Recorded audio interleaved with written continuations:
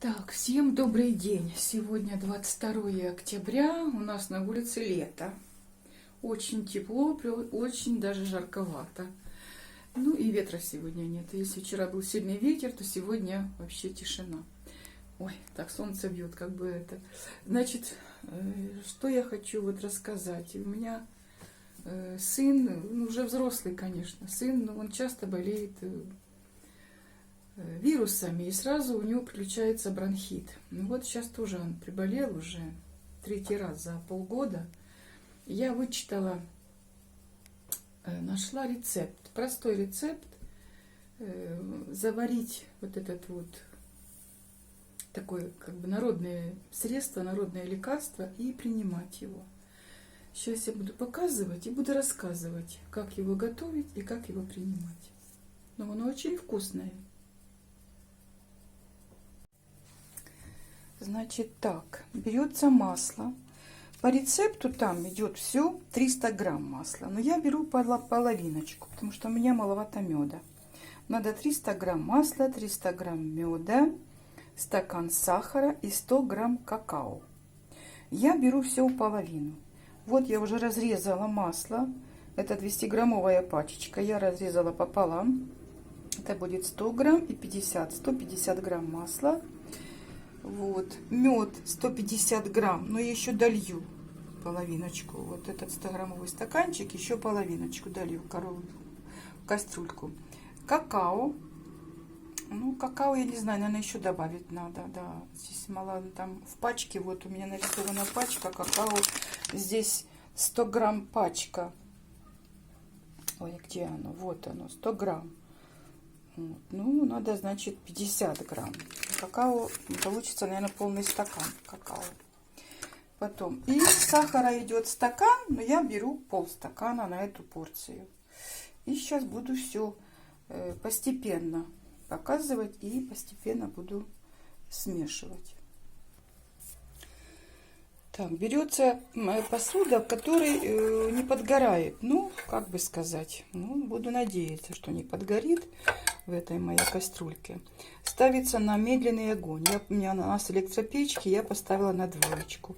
Должно масло полностью растопиться, но не доводить его до кипения.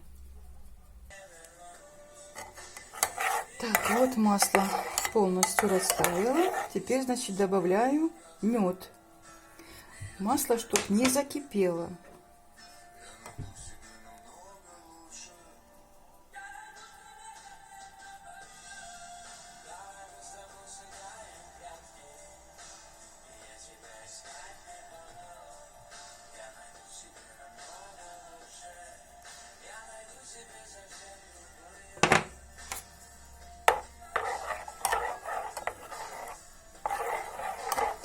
Перемешиваем.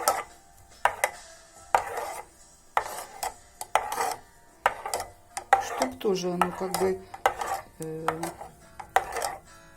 ну, растворилось.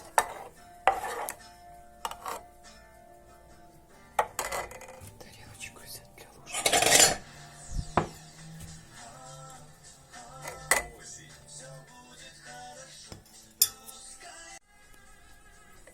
Так, ну вот, уже мед растаял. Уже мед растаял.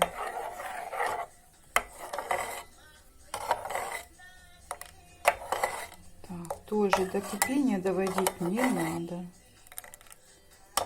Так, теперь всыпаем сахар.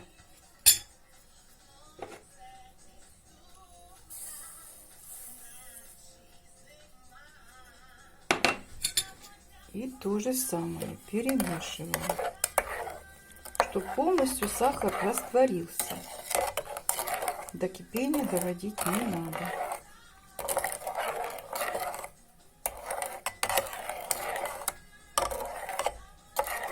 И так далее.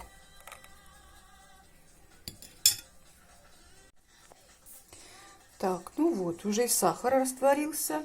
Теперь высыпаю какао. Ой, такое пухкое. Высыпаю какао.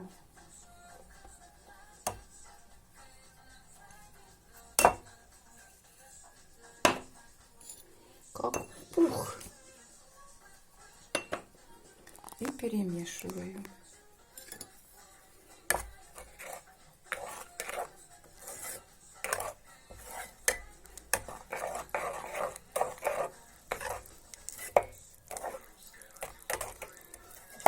Вот оно должно загустеть, я так думаю, потому что какао имеет свойство загустения немножко.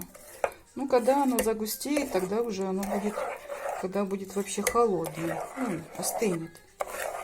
Так, получается вот такая масса. Пускай еще растворяется какао, пускай. Все, какао растворилось полностью. Все. Вот такое оно получается. Вот такое получается лекарство. Проверяем. Нету комочков. Нету. Вот. Но до кипения доводить не надо. Все уже растворилось. Все. Вот снимаем с печки и даем немножко остыть. Так, немножко оно подостыло. Теперь оно пока тепленькое. Тепленькое. Нужно его перелить в баночку. Вот я сейчас таким буду заниматься. Вот так.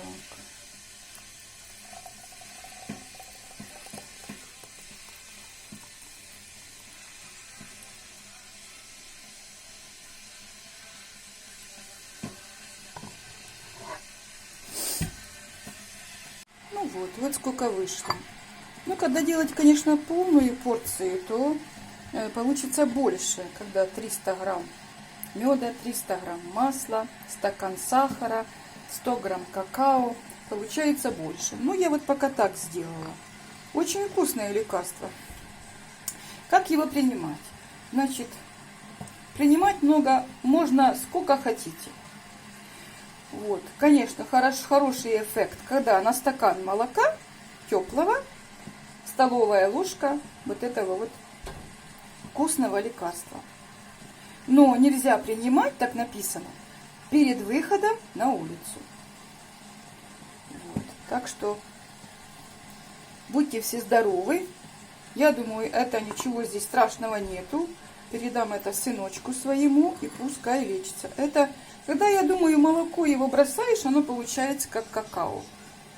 Вот. Всем доброго здоровья, всем крепкого здоровья. Не болейте, люди. Вот. И все будет хорошо.